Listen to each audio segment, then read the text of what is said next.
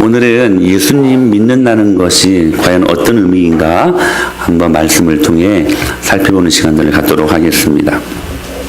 성경에 보면 우리 예수님을 화평이라고 말씀하십니다. 그래서 에베소서 2장 14절에 보면 그는 우리의 화평이시다라고 말씀을 하세요. 둘로 하나를 만드사 원수된 것 곧 중간에 막힌 담을 자기 육체로 하셨다라고 말씀을 하시죠. 화평이신 예수님, 그리고 그 화평이신 예수님의 제자된 저와 여러분들을 그 화평의 사도라고 이야기를 합니다.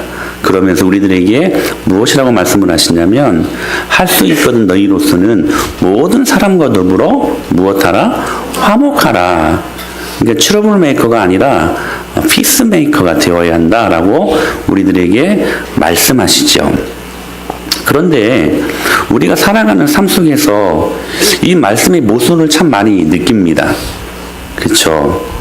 분명히 우리가 모든 사람과 더불어 화목하라고 말씀을 그렇게 하시는데, 그리고 예수님이 화평이신데 그 화평이신 예수님을 모시고 살면 오히려 우리 때문에 화평이 깨질 때가 더 빈번하게 많이 일어난다는 사실이죠. 가령 이런 거죠. 예수 안 믿는 화목한 가정이, 여러분 예수님 안 믿어도 화목할 수 있습니다. 그런 화목하고 단란한 가정이 있잖아요.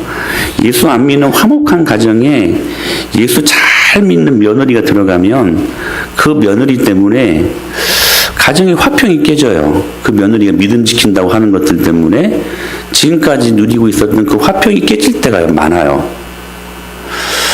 예수 잘 믿는 동료 때문에 그 회사 회식 자리가 분위기가 이상해져요.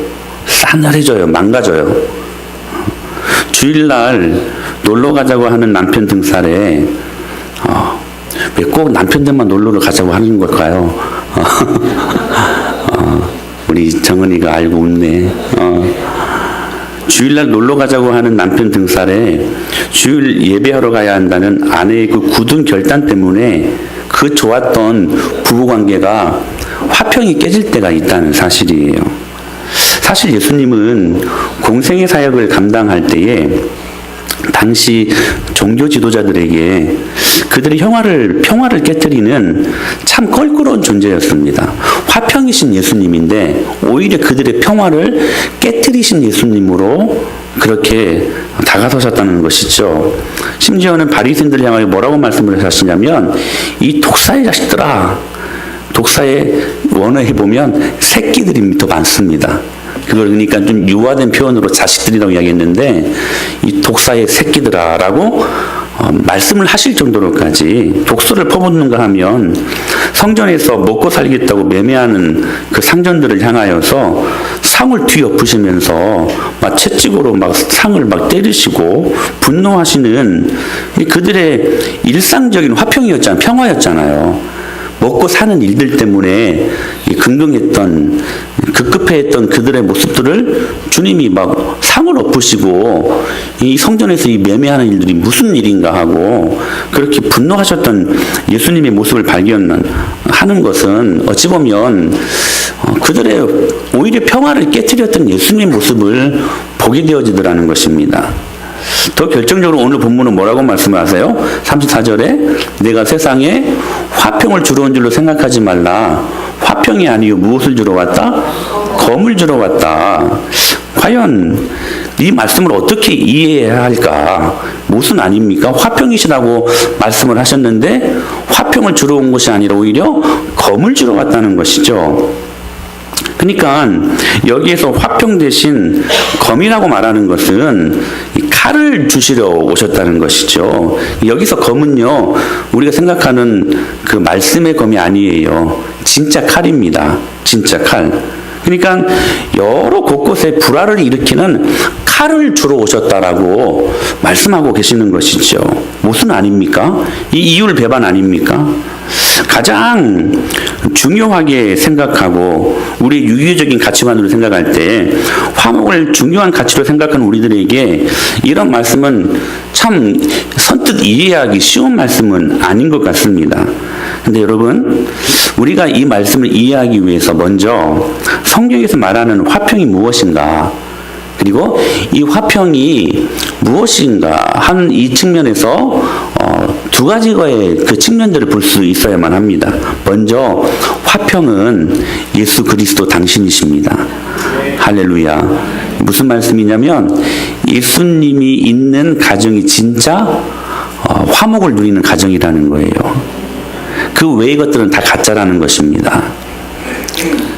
그런 면에서 이 화평에는 크게 두 가지가 있어요. 바로 수직적인 관계에서의 하나님과의 평화, 화평, 그리고 수평적인 관계에서의 사람들과의 화평, 화목, 이 두 가지를 이야기하는데 우리가 반드시 짚고 넘어갈 것은 뭐냐면 수직적인 하나님과의 관계 속에서 일어나는 화평을 말하지 않는 것은, 그러니까 수직적인 관계 속에서 일어나는 화평을 전제하지 않는 것은 여러분 다 인본주의입니다. 인본주의라는 거예요. 화평을 가장한 사단의 속임수라는 것이죠. 그러므로 오늘 우리는 수직적인 평화, 수직적인 화평이 무엇인가를 한번 자세히 살펴볼 필요가 있다는 것입니다. 고린도후서 5장 20절에 이렇게 말씀하셨어요. 시작.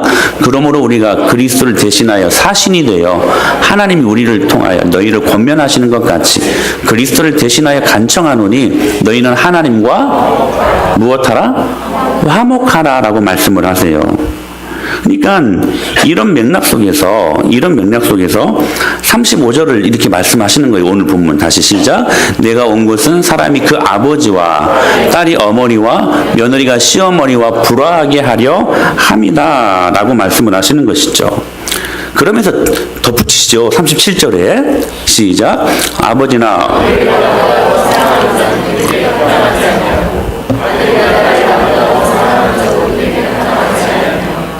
자, 다시 한번 우리 정리하십시다. 화평에는 크게 몇 가지가 있다고요? 두 가지가 있는데, 자, 먼저는 수직적인 하나님과의 화평, 그 다음에 수평적인 화평, 즉 사람과의 화평. 근데 수직적인 관계가 전제되지 않는 수평적인 사람과의 화평은 뭐다? 인본주의다라는 것입니다. 즉 화목한 것 같은데 가짜 화평이라는 것이죠. 그러면서 이렇게 무서운 말씀을 하세요. 내가 온 것은 사람이 그 아버지와 딸이 어머니와 며느리가 시어머니와 불화하게 하려 합니다. 근데 우리 중에는 감사해야 될 일인지는 모르겠지만 시어머니가 없어요. 그렇죠? 아니 우리 중에 아직 원식이 결혼하면 시어머니 되시지만 아직은 시어머니가 아니잖아. 권사님, 그쵸? 그리고 우리 서준이 결혼하면 이제 시어머니 되겠죠. 아직 시어머니는 아니잖아요. 그쵸? 우리 아직 시어머니 없죠. 이 말씀이 조금은 그래도 이렇게 해도 괜찮을 것 같아. 며느리와 시어머니가 불화하게 하려 한다. 37절에 뭐라고 말씀하셨어요? 아버지나 어머니를 나보다 더 사랑하는 자는 내게 합당하지 아니하고 아들이나 딸을 나보다 더 사랑하는 자도 내게 합당하지 아니하며 라고 말씀을 하시는 것이죠. 이 말씀을 우리가 한번 깊이 있게 봐야 되는데 대개 신앙적인 가치가 우리의 도덕적인 그리고 윤리적인 가치와 대립하지 않습니다. 성경은 다른 종기에서 말하는 것보다 윤리적으로 도덕적으로 더 바르게 살라고 분명하게 말씀을 하세요. 예수 믿으면 우리 일반적인 도덕적인 윤리적인 행동에 선함이 자연스럽게 묻어나게 되어 있다는 것입니다. 이를테면 이 에베소서 5장 6장 말씀 보세요. 너무나도 이 인간관계 속에서 도덕적인 윤리적인 그런 관계를 바르게 맺어야 된다라고 아주 선명하게 말씀을 하고 있습니다. 가령 부부관계가 피차 복종하는 관계요. 그리고 서로 사랑하는 관계가 되어야 된다. 분명히 윤리적으로 말씀을 하시죠. 그리고 부모와 자식 간의 관계 속에서는 자녀들이 부모를 공경하고 순종해야 된다라고 분명하게 말씀을 하시죠. 유교보다 더 자세하게 말씀을 하십니다. 그러니까 성경은 굉장히 여러분 도덕적으로 윤리적으로도 손색이 없는 말씀이에요. 아멘. 아멘. 전 그래서 이제 지지난주에 우리 신혼이가 중간고사를 봤는데 제가 그랬거든요.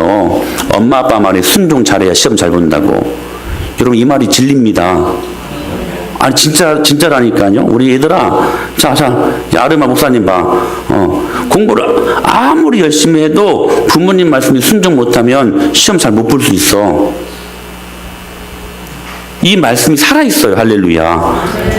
어떻게 말씀하시냐면 네가 부모에게 순종하고 공경해라. 그리하면 땅에서 잘 되고 장수하리라. 땅에서 잘 되고 시험도 잘 볼 수 있다는 거예요. 아멘. 제가 시원한테 그랬어. 너 아무리 공부 열심히 해도 엄마 아빠 말에 순종 못하면 시험 못 본다. 이분이 못 봤어요. 못했다는 거예요? 순종 못했다는 거예요. 여러분 도덕적으로 윤리적으로 분명하게 우리들에게 정확하게 말씀하십니다. 그리고 에베소서 6장 같은 말씀에서는 이제는 이 직장의 상하관계까지도 이야기를 해요. 어떻게 순종해야 돼, 복종해야 될 것인가. 그리고 살인이나 도둑질, 간음 등등 여러 가치들은 평상시 신앙적인 가치와 함께 간다는 거예요. 대립하지 않아요. 그러나 중요한 것은 뭐냐면 언젠가 시간이 되면 이 둘이 어긋날 때가 온다는 사실이에요. 오히려 복음 때문에 그 화평이 깨질 때가 온다는 거예요. 복음 때문에 때로는 사랑하는 사람들과 이별해야 될 때도 있어요. 신학교 다닐 때 10중 8구는 아니지만 한 절반 이상은 예수님 믿고 신학한다는 것 때문에 쫓겨난 친구들이 많았어요. 집에서. 그러니까 어느 순간에 가족이란 틀 안에 있었지만 시간이 되면 사랑하는 사람들과도 이별을 해야 될 때가 온다는 사실이에요. 이게 복음이 주는 가치입니다.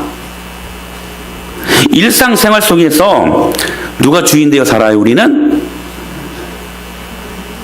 저는 예수님이 주인 되어 사는 저와 여러분이 될 수 있게 되기를 축복합니다. 근데 끊임없이 내가 주인 되어 살잖아요. 내가 주인 되어 살면서 내 마음대로 살았던 내 삶에 익숙한 것들이 어느 순간 복음을 직면할 때에 사라짐으로 다가올 때도 있다는 것이죠. 즉 세상식 가짜 화평이 깨질 때가 오게 되어 있다는 것입니다. 내 방식대로 잘 살고 있는데, 내 경험과 내 상식대로 잘 살고 있는데 오늘 그것을 깨뜨리시는 거물주로 오신 예수님의 모습을 어느 순간에는 반드시 경험하게 되어 있다는 것입니다. 그래서 우리는 갈등하게 되죠. 주님인가 예수님인가 아니면 가족이 먼저인가, 예수님이 먼저인가 직장이 먼저인가, 예수님이 먼저인가 나의 세상적인 익숙함이 먼저인가, 이것들로 우리는 갈등하게 되어 있다는 것입니다. 이것을 잘 설명해 주는 한 예가 누가복음 14장에 나타나요. 어떤 한 주인이 큰 잔치를 벌였습니다. 그리고 종도를 시켜가지고 다양한 종류의 사람들에게 초청장을 보냅니다. 문제는 여러 가지 이유로 그 초대에 했다는 것이죠. 그게 문제가 되었습니다. 이 사실을 알게 된 이 큰 잔치를 배설했던 주인이 화를 내며 종들을 시켜서 산울가로 겨울가로 가서 억지로라도 강권하여다가 내 집을 채우라, 이런 말씀 많이 들었죠. 그렇게 말씀을 하십니다. 그런데 참 재미있는 것은 불우한 그들의 이유가 다양합니다. 다양한데 근데 중요한 거 본 것은 뭐냐면 그들이 불응한 이유가 뭐 대단한 게 아니었어요. 어떤 한 사람이 우리 주인이 당신을 초청하라고 합니다. 잔치에 응하십시오 라고 말하니까 아닙니다. 저는 못 갑니다. 저는 이 도탄에 빠져있는 인류의 평화를 위해서 그것들을 구해야 되기 때문에 저는 갈 수 없습니다 라고 말하지 않았다는 거예요. 어떤 막 큰 이유가 아니었어요. 이유가 무엇이었습니까? 누가복음 14장 18절에 이렇게 말씀하세요. 시작. 다 일치하게 사양하며 한 사람은 이르되 나는 밭을 샀음에. 밭을 샀다. 알아요. 너 때문에 지금 우리 최공수 집사님이 안 보인다. 그래, 조금만 더 옆으로 와봐라. 그렇지. 얼굴을 보고 설교를 해야 되는데. 밭을 샀다. 여러분, 이게 죄입니까? 아니요. 밭을 샀다는 것은 이 물질적인 관심을 말하는 거예요. 여러분, 물질적인 관심을 갖는 게 여러분 죄입니까? 아니에요. 저도 여러분 물질 관심 많아요. 제 안에 이렇게 호주머니에 돈이 좀 있으면요, 좋아요. 마음도 든든해지고. 돈을 싫어할 사람이 누가 있습니까? 문제는 돈을 사랑하는 것이 문제지요. 돈을 사랑하는 것이. 밭을 샀다. 물질적인 관심을 갖는 것은 죄가 아닙니다. 나쁜 일이 아니에요. 두 번째 불응한 이유는 뭡니까? 뭐 대단한 게 아니었어요. 시작. 또 한 사람이 이르되 나는 소 5겨리를 샀으며 시험하러 가니 청컨대 나를 양해하도록 하라 하고, 소 5겨리를 샀다. 이것은 무엇을 말하는 거냐면 생업이나 사업, 직장생활을 의미하는 거예요. 여러분, 먹고 살아야죠. 돈 벌어야죠. 그래서 여러분 생업도 사업도 직장생활도 해야죠. 이게 죄입니까? 아니에요. 죄가 아니에요. 또 마지막 이유는 뭐냐면 20절의 시작. 또 한 사람은 이르되 나는 장가 들었으니 그러므로 가지 못하겠노라 하느니라. 장가 들었다. 즉 다른 말은 무슨 말이냐면 사랑하는 사람이나 배우자에 대한 관심을 의미하는 거예요. 자, 여러분 보십시오. 소유에 관한 관심, 생업이나 사업, 직장 생활에 대한 관심, 그리고 사랑하는 사람에 대한 관심, 그 관계, 도덕적이고 윤리적인 면에서 우리 모두가 관심 가져야 될 것입니다. 불교에서는 속세를 떠나서 산으로 들어가지만 여러분 교회는 세상 안에 있어요. 무슨 말입니까? 이런 모든 제도, 이런 모든 그 소유에 관한 이 부분들을 우리가 경험을 하고 또한 터치해야 될 부분들이기 때문에 이 모든 것들을 우리에게 관심거리로 주신 것이거든요. 그러니까 우리 모두가 이러한 부분들에 대해서 관심을 가져야 됩니다. 은혜 받았으면 열심히 일해야 됩니다. 할렐루야. 은혜 받았으면 우리 학생들이 열심히 공부해야 돼요. 아멘. 다 관심 가져야 될 그런 일들입니다. 근데 중요한 것은 뭐냐면 문제는 어디에 있냐면 이 도덕적이고 이 윤리적인 관심사가 주는 이 모든 것들 때문에 때로 우리를 하나님 나라로 초청하는 하나님의 부르심에 불응할 때가 있다는 것이 문제라는 것입니다. 무엇이 문제냐면 밭을 사는 건 문제가 아니에요. 근데 우리들의 소유, 물질에 관한 이 관심이 하나님의 사랑에 관한 관심보다 더 앞서면 그게 문제가 된다는 거예요. 소 5겨리를 사는 것이다. 생업, 사업, 직장생활 하는 거 왜 그게 죄입니까? 근데 하나님을 사랑하는 것보다 그게 더 앞선다면 그게 죄라는 거예요. 내 아내, 내 남편, 내 자식들, 내 부모님들 사랑하는 것이 여러분 얼마나 귀한 일입니까? 성경은 절대로 비윤리적이지 않습니다. 비도덕적이지 않습니다. 사랑하라고 말씀하십니다. 그러나 중요한 것은 내 사랑하는 가족들보다 하나님을 더 사랑하지 못한다면 그게 죄라는 거예요. 그런 그들을 향해서 예수님이 이렇게 말씀하시는 것이 그래서 이제 이해가 되는 거예요. 시작. 물은 내게 오는 자가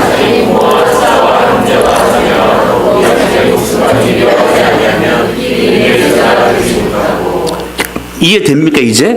성경은 비윤리적인 말씀이 아니에요. 이 쌍것들이나 하는 믿는 종교라고 말하는 잘못된 인식들이 있는 아니에요. 여러분 절대로 비도덕적인 말씀이 아닙니다. 이 말씀은 뭐냐면 여러분 하나님께로 우리가 받은 축복들 중에 뭐가 가장 귀한 것입니까? 내 부모, 내 형제, 처자들 아닙니까? 처자들. 자는 들이어도 처는 들이대면 안 되죠. 처자. 그러니까 여러분 아내와 내 아들, 내 자식들을 여러분 받는 건 참 귀한 선물이잖아요. 근데 이게 무슨 말씀이냐면 그들을 미워하라는 말씀이 아니라 이 선물 주신 하나님 더 사랑하라는 것입니다. 할렐루야. 근데 참 신기하죠. 참 신기하죠. 여러분, 여러분의 자식들보다, 여러분의 남편과 아내들보다, 여러분의 부모님들보다 하나님을 더 사랑하면 그때 비로소 진짜 부모님을 사랑하게 되는 거예요. 하나님을 정말로 사랑하잖아요. 그때 비로소 여러분의 남편과 아내를 진짜 사랑하게 되는 거예요. 하나님을 정말로 사랑하잖아요. 그러면 진짜 여러분의 자식들을 사랑할 수 있게 된다는 거예요. 그래서 하나님은 우리의 믿음이 도덕적인 수준에서 벗어나 진심으로 십자가를 질 수 있는 신앙적인 수준으로 올라서기를 원하신다는 것이라는 거죠. 즉 십자가는 이거예요. 도덕적인 삶의 수준으로 질 수 있는 게 아니라는 것입니다. 즉 소유에 대한 관심이나 생업이나 사업의 관심, 사랑하는 사람들과의 관계에서 오는 윤리적인 도덕적인 수준으로 질 수 있는 게 아니라는 거예요. 십자가는 이것을 뛰어넘는 것입니다. 그러므로 오늘 우리가 목숨을 버릴 수 있는 수준이 되어야 이 십자가를 지는 사람이 될 수 있다는 거예요.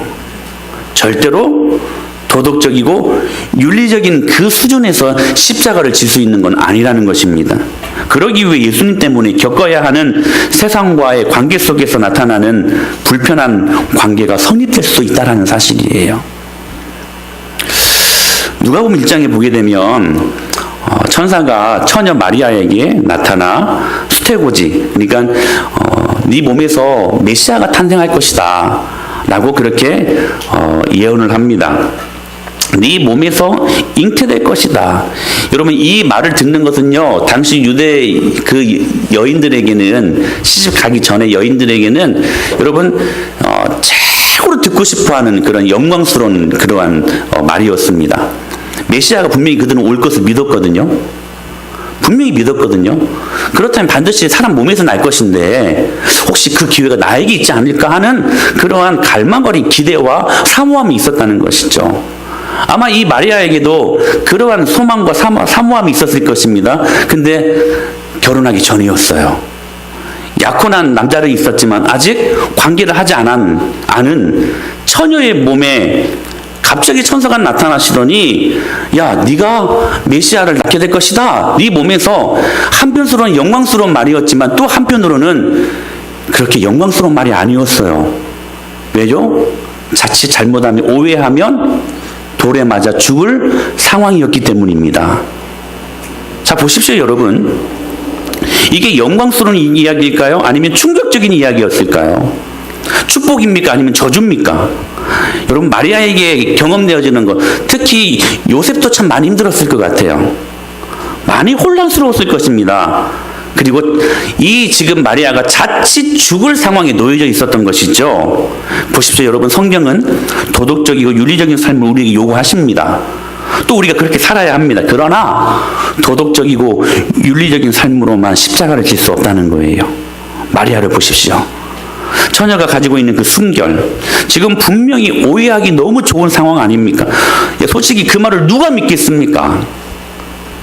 천사의 메시지가 분명히 이 마리아에게는 화평의 메시지, 영광의 메시지보다는 자신의 삶을 완전히 모든 것을 꼬이게 하고 망가뜨리는 불편함을 가져다주는 그런 메시지였을 거라는 것이죠. 정말 예수님이 말씀하신 대로 화평을 주러 온 것이 아니라 꼭 검을 주러 오신 예수님의 모습이었습니다. 그러나 여러분, 마리아의 믿음을 보십시오. 시작. 대저 하나님의 모든 말씀은 능하지 못함이 없느니라. 마리아가 이르되 말씀대로 내게 이루어지이다 하며 천사가 떠나가니라. 할렐루야. 여러분 무슨 말씀일까요? 단순히 복음은 도덕적이고 윤리적인 기준을 가지고서는 이런 고백을 하기 힘들거라는 거예요. 힘들다라는 거예요. 사랑하는 여러분, 복음은 이것을 뛰어넘는 것입니다. 아멘. 이것을 뛰어넘는 고백이 마리아의 고백이었어요. 결국 이 말씀은, 여러분 오늘 본문의 말씀은 가족을 중요하게 생각하지 말라는 뜻이 아닙니다. 이거예요. 도덕적인 윤리적인 삶을 결코 소홀히 하라는 뜻이 아닙니다. 그러나 여러분 기억하세요. 예수님을 생명이라고 고백하면서도 아직도 가족이라는 카테고리 그 틀 안에 갇혀 있고, 자신의 가장 내어줄 수 없는 것 안에서 헤어나오지 못하는 우리의 소유 때문에 세상적인 생업과 사업과 직장 생활에 국한되어 그것 놓칠까봐 급급해하는 우리들의 마음, 사랑하는 사람들의 관계가 하나님의 권위보다 더 높아요. 그래서 거기에서 오는 가짜 화평을 과감하게 깨뜨리라고 오늘 주님 우리에게 요구하고 계시는 것입니다. 그래서 여러분, 하나님과 우리는 수직적인 화평을 누릴 수 있어야 된다라고 성경은 말씀하는 거예요. 그런 자들에게 이러한 결과가 따라옵니다. 시작.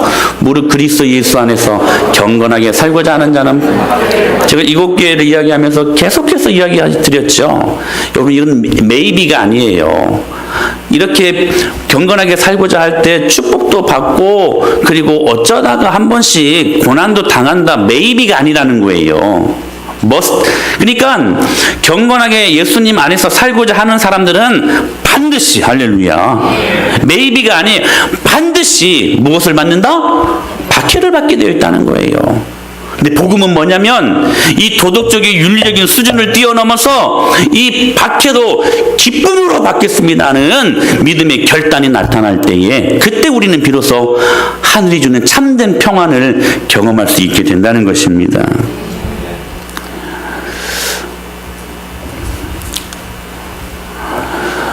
미국 28대 미국 대통령 우드로 윌슨이 이런 유명한 말을 남겼습니다. 나는 궁극적으로 잃게 될 일시적인 성공보다는 궁극적으로 성공할 일시적인 상실을 선택하겠습니다. 참 귀한 말 아닐까요? 무슨 말입니까? 여러분은 궁극적인 것들을 위해 일시적인 상실을 포기하겠습니까? 영원한 천국이 우리 안에 있습니다. 할렐루야. 우리는 영원히 사는 사람들입니다. 왜냐하면 우리 안에 예수님이 계시기 때문에 그렇습니다. 우리는 죽어서 가는 곳이 천국이지만 그러나 이 땅에서도 우리는 영원한 삶을 지금 살아가고 있는 것입니다. 믿습니까? 우리는 궁극적인 가치를 경험한 사람들이, 근데 주위를 한번 돌아보십시오. 얼마나 이 궁극적인 축복을 놓치고 사는 사람들이 많은지. 무엇 때문에? 일시적인 성공 때문에, 앞에 보이는 현실 때문에 영원한 가치를 버리는 그 바보가 어디 있겠느냐 하는 것입니다. 근데 너무 많아요. 여러분, 궁극적인 축복을 얻기 위해 여러분 일시적인 상실을 선택하는 저와 여러분이 될 수 있게 되길 바랍니다.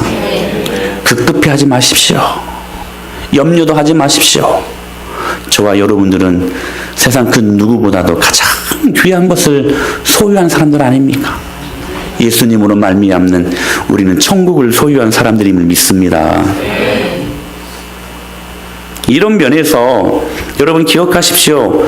성경이 우리에게 요구하시는 라이프 스타일은 결코 편안한 삶과 거리가 멀습니다. 여러분들이 이걸 알아야 돼요.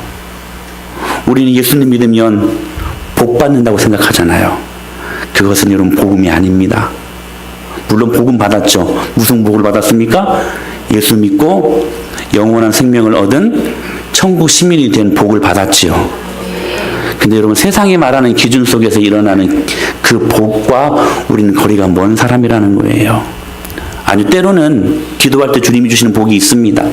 그러나 현상적인 복이 아니라 예수님을 만나게 하기 위한 그런 주님의 축복입니다. 할렐루야. 그러므로 끊임없이 우리가 기억해야 될 것은 우리에게 선물을 주시는 구원도 선물 아닙니까? 그리고 구원뿐만 아니라 우리에게 필요한 모든 것들을 주신 그 주님을 만나는 것이 복이라는 사실이에요. 그게 복입니다. 그러니까 세상을 편안하게 살려고 하는 이 라이프 스타일은 예수 믿는 우리들의 삶과는 거리가 여러분 멀어요. 무관해요.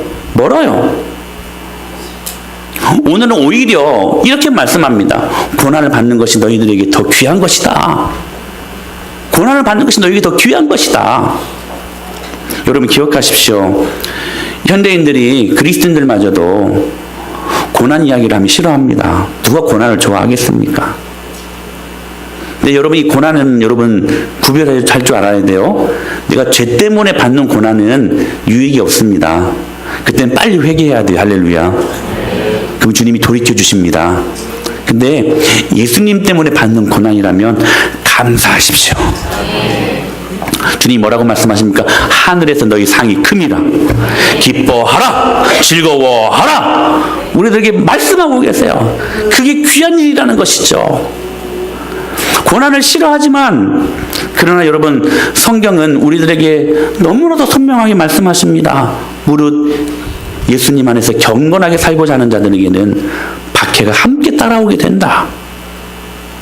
사랑하는 여러분, 십자가의 고난, 편안한 삶과는 무관하지만 그럼에도 불구하고 고난이 주는 유익이 있습니다. 바로 이 말씀이에요. 시작.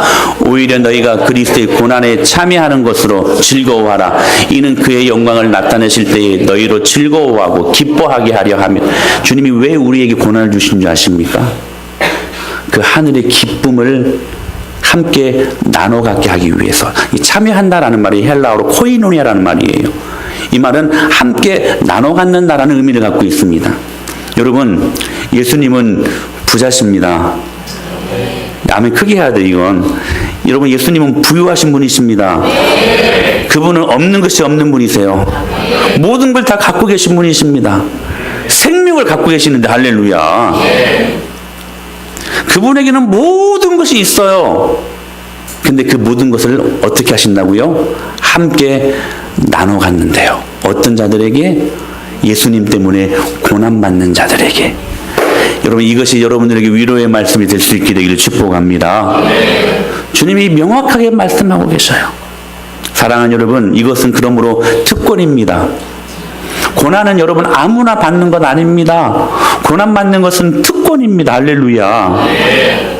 그러므로 고난을 통해서만 주 예수 그리스도와 삶을 함께 나누고 그분과 하나 될 수 있기 때문에 이게 우리에게 유익이라는 거예요. 여러분 예수님 믿는다는 것 때문에 여러분 친구들에게 왕따도 좀 경험할 수 있게 되기를 바랍니다. 경험할 수 있어야 돼. 예수님 믿는다는 것 때문에. 여러분 가족 안에서 일가 친척들에게 예수 믿는다는 것 때문에 여러분 고난을 받으시길 바랍니다. 아니 다른 거 말고 우리가 잘못 살아서 고난 받는 거 말고 순전히 예수님 믿는다는 것 때문에. 그러므로 여러분 고난당하는 그리스도인들이 고난 중에 기뻐하고 즐거워하기 위해서는 고난의 때일수록 삶의 기준을 명확히 해야만 합니다. 예수 믿으면 무조건 복 받는다고 하는 번영신학과, 이건 복음이 아니에요. 긍정의 힘, 적극적인 사고방식, 만사형통을 말하는 기독교 승리주의는 그리스도의 영광의 도구인 이 고난을 우리 신앙의 적이라고 그렇게 말들을 해옵니다. 혹시 여러분이 맛보기를 원하는 이 기적이 이 시각에만 고정되어 있지 않습니까? 그래서 예수 믿는 우리에게 당연히 따르는 고난을 오히려 받아서는 안 되는 것으로, 고난을 받으면 저주받은 인생으로 생각하도록 만들어 놓아버렸다는 거예요. 여러분 그런 복음에 여러분 귀 기울이지 마십시오. 그건 복음이 아닙니다.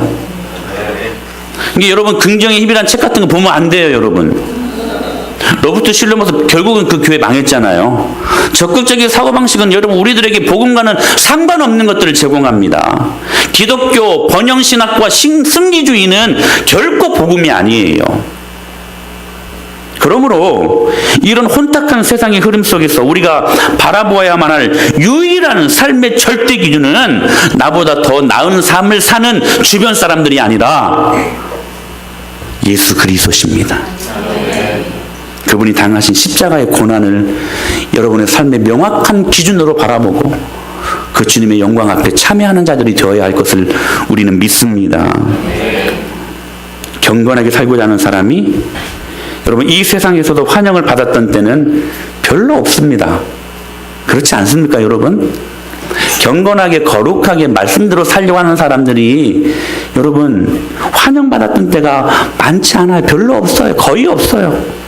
세상은 언제나 하나님을 모르고 살아가는 사람들이 다수이고 진실한 신자가 되기를 애쓰고 그리스도의 십자가를 짊어지고 사는 사람들이 소수라는 사실이에요.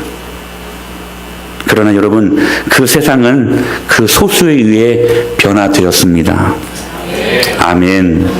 그러므로 이 땅에 한국교회의 믿음의 선배들도 그들의 고난신앙이, 그들의 내세신앙이, 그들의 성경 제일 쉬운 신앙이 이 신앙을 붙들고 오늘 우리들에게 이 귀한 믿음의 유산을 남겨주며 하나님의 교회를 복되게 했다는 사실입니다. 다시 한번 말씀드려 볼까요? 여러분, 우리 한국교회는 많은 보석과도 같은 그런 목사님들이 계십니다. 많은 믿음의 유산들이 있어요. 그들이 가졌던 세 가지가 뭐였냐면, 첫째로는 방금도 말씀드렸던 것처럼 성경 제일주의라는 신앙이었습니다. 이 유산을 우리들에게 남겨줬어요. 좋은 게 좋은 거다. 아니에요. 사랑과 평화라는 미명하에 진리가 아닌 것도 안고 가자. 이거 아니라는 거예요. 여러분, 우리 교회는 동성연애를 배격합니다. 할렐루야. 네. 술을 우리는 배격합니다. 네. 간음하는 것들을 우리는 정말 치를 떨고 두려워할 줄 아는 마음으로 이것들을 제거해야만 합니다. 할렐루야. 네. 세상과 타협하지 마십시오. 네. 거룩한 교회가 될 수 있게 되길 축복합니다. 네. 근데 여러분, 우리가 왜 술을 마시지 않고 왜 간음을 해야 하지 말아야 되고 왜 동성연애를 우리가 배격해야 될까요? 이유는 단순합니다. 그것 때문에 나타나는 파생되어진 여러 가지 현상 때문에 그것들을 하지 말라, 그리고 배격하라는 말이 아니라 성경이 아니라고 하니까. 할렐루야. 네. 성경이 아니라고 하니까 그게 이유가 되는 거예요. 이게 성경 제일주의 신앙으로 사는 우리들의 모습이 되어야 할 것입니다. 다른 이유가 없습니다. 다른 이유가 없어요. 성경이 기면 기고 아니면 아니니까 오로지 그 말씀 앞에 순종할 뿐입니다. 그러므로 여러분, 자신의 상황에다가 말씀을 적용하지 마십시오. 하나님의 말씀에다가 여러분, 우리의 신앙을 적용할 수 있게 되길 축복합니다. 이게 여러분, 성경 제일주의로 사는 우리들의 모습이어야 되어야 한다는 것입니다. 두 번째는 내세신앙이었습니다. 그들에게는 내세신앙이 있었습니다. 이 고난 중에서도 기뻐할 수 있었고 즐거워할 수 있었던 것은 그들에게 내세신앙이 있었기 때문이었다는 거예요. 고난은 잠깐 지나가는 것이고 우리 주님과 영원히 사는 내세가 있다는 확실한 믿음이 있었다는 것입니다. 여러분, 영원한 것처럼 착각하며 사는 땅은 실은 잠시 잠깐입니다. 그러나 무감각으로 일관하고 있는 내세는, 천국은 영원한 것입니다. 할렐루야. 여러분, 우리가 왜 이 땅에서 바둥바둥 사는 줄 아십니까? 왜 급급해하며, 여러분, 왜 우리가 두려워하며, 여러분, 염려하며 사는 줄 아십니까? 내세에 대한 확신이 없기 때문 아닐까요? 우리가 죽으면 천국 갑니다. 끝이 아니에요. 더 나은 축복이 우리 안에 있다는 사실이에요. 사람들은 그러죠. 하나님, 천당까지는 필요 없습니다. 병만 안 걸리고 돈 많이 벌면 이 땅에서도 천당처럼 살 수 있는 것 아닙니까? 성경은 말씀하시죠. 한 번 죽는 것은 사람에게 정하신 것이요, 그 후에는 심판이 있느니라. 우리 연수가 70이요 강건하면 80이라. 유한한 인생이라는 거예요. 그러므로 우리가 현재의 고난 중에도 기뻐하고 즐거울 수 있다면 주님 재림하시는 그날 고난은 그림자조차 없어지고, 할렐루야, 오직 영광만이 가득한 그날 그리스도인 된 우리가 누릴 기쁨과 감격은 감히 상상할 수도 없고 측량할 수 없는 기쁨과 즐거움이 되게 하시겠다고 말씀하시는 것입니다. 로마서 8장 18절에 이렇게 말씀하셨어요. 시작. 생각하건대 현재의 고난은 장차 우리에게 나타나 영광과 비교할 수 없도다. 비교 자체가 안 된다는 거예요. 그 영광이. 여러분, 우리에게는 천국이 있습니다. 할렐루야. 예수님 믿으면 천국입니다. 세 번째, 이들에게는 고난신앙이 있었습니다. 예수 그리스도께서 나를 위하여 고난당하셨으니 나도 주님의 자녀로 예수님을 위해 고난받는 것이 마땅하다고 하는 신앙입니다. 디트리 보네포라는 신학자는 이렇게 말합니다. 예수님이 나를 위하여 죽었으니 우리도 예수님을 위하여 죽으러 가자. 이것이 사복음서의 핵심이다 라고 말할 정도입니다. 그들은 고난신앙을 피하지 않았어요. 오히려 즐거워했습니다. 할렐루야. 평양에 산정형 교회를 섬기시던 주기철 목사님이 계시는데, 신사참배라는 거센 한국교회 고난이 닥쳐왔을 때에 신사참배는 단지 국민의례일 뿐 우상숭배는 아니라고 말하는 일본에 적극 협조해야 된다라고, 즉 일본과의 화평을 외치던 당시 신사참배를 찬성했던 수많은 목사님과는 달리 신사참배는 우상숭배니 하나님이 싫어하시는 일입니다. 라고 여기며 반대해왔던 그 주기철 목사님의 그 일사각오의 신앙 결과 수많은 고초를 당하시던 중 6년 옥구를 치르시면서 감옥에서 순교하셨습니다. 여러분, 이 주기철 목사님이 인간 아닙니까? 왜 인간적인 유혹이 없었을까요? 왜 인간적인 여러분 갈등이 없었을까요? 그에게는 80이 넘은 어머니가 계셨습니다. 가녀린 사모님도 계셨고요. 자식들도 있었습니다. 눈에 넣어도 아프지 않을 자식들도 있었다는 것입니다. 내가 이 일들을 하는 것이 바로 하고 있는 것인지 때로 갈등이 들 때마다 얼마나 그 수많은 것들이 유혹으로 다가왔을까요? 그러나 그때마다 이 주기철 목사님 이렇게 다짐하며 설교했다고 합니다. 1940년 주기철 목사님 마지막 설교했다고 하는데 고난의 명상이라는 설교였습니다. 이 설교가 이렇게 이어집니다. 주님을 위하여 오는 고난을 내가 피하였다가 이 다음 내가 무슨 낯으로 주님을 대하오리이까. 주님을 위하여 이제 당하는 수혹을 내가 피하였다가 이 다음 주님이 너는 내 이름과 평안과 즐거움을 다 받아 누리고 고난의 자는 어찌하고 왔느냐 물으시면 내가 무슨 말로 대답하랴. 주님을 위하여 오는 십자가를 내가 이제 피하였다가 이 다음 주님이 너는 내가 준 유일한 유산인 고난의 십자가를 어찌하고 왔느냐 물으시면 내가 무슨 말로 대답하랴.